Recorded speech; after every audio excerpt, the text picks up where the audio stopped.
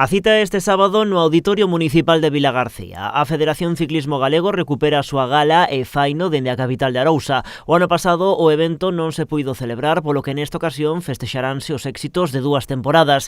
Entregaránse os premios dos campeonatos e copas de España do 2020 e 2021, pero tamén subirán ao escenario os triunfadores dos rankings autonómicos.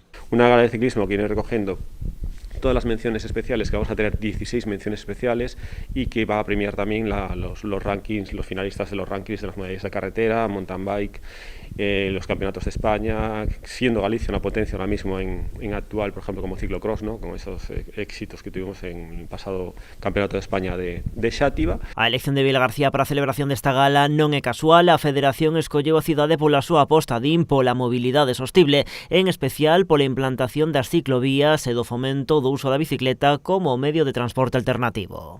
A elección de Vilagarcía como cidade para facer esta gala de ciclismo é propiciado polas políticas de mobilidade que está emprendendo o Concello de Vilagarcía. E, dende logo, para nós, o apoio e o respaldo da Federación Galega de Ciclismo, este recoñecemento, como camiño que temos que seguir todas as cidades, o camiño que nos marca Europa, o camiño que está seguindo Vilagarcía, o camiño que van a seguir todas as cidades europeas, pois, dende logo, é un impulso para seguir traballando unhas políticas de mobilidade sostibles e pensando nos peóns. Ademais, o evento deste sábado servirá para render homenaxe a Gustavo César Veloso, que colgou a bicicleta na temporada pasada. É un orgullo que sea un veciño de Vilagarcía e seguro que nos próximos anos vamos a conseguir que Gustavo traballe tamén neste concello, impulse neste concello para que moitos rapaces e rapazas teñan a sorte de aficionarse a un deporte tan bo como é o ciclismo. A gala seguirá un estricto protocolo pola COVID. Para acceder ao Auditorio Vilagarcián haberá que presentar o certificado de vacinación coa pauta completa ou o resultado dun test de antíxenos e tamén máscara FFP2.